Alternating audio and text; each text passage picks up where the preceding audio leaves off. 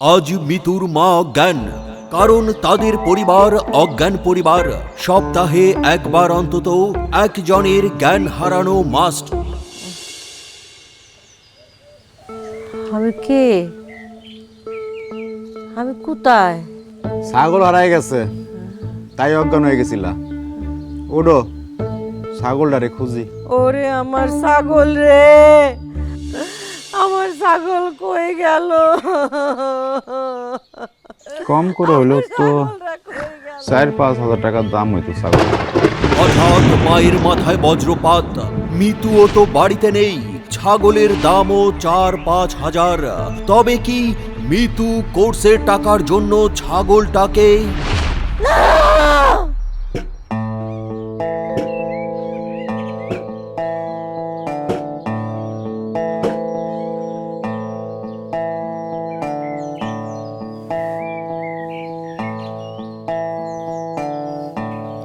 ফুপু, একমাত্র তুমিই পারো এই বিপদ থেকে আমার বাঁচাতে। তুই যা, আমি আইতেছি। হুপি কি পারবে মিতুকে এই বিপদ থেকে উদ্ধার করতে?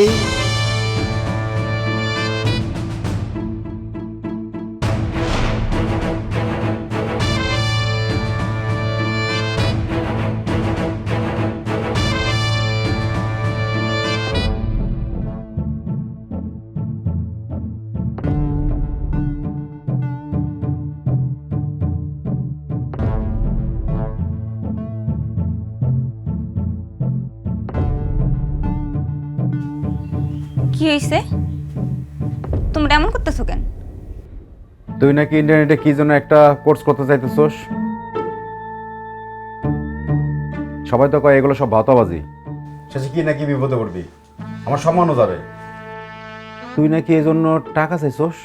ছাগলটা বেচলে 4-5 হাজার টাকা তো পাওয়াই যায়, আর তোর তো 4,000 টাকাই দরকার। হায় আল্লাহ, আমার উঠাই নাও, আমার উঠাই নাও।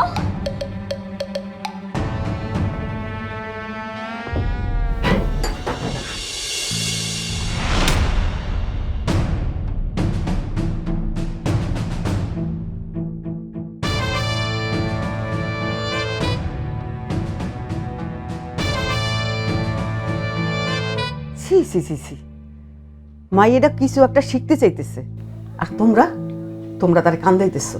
আচ্ছা, ইন্টারনেট মানে কি সব ভুয়া?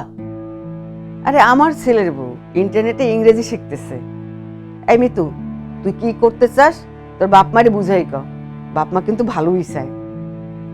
আচ্ছা ফুপু, আমি বুঝাই কইতাছি, কিন্তু তুমি এমন উকুলের জামা কাপড় পরে আইছো কেন?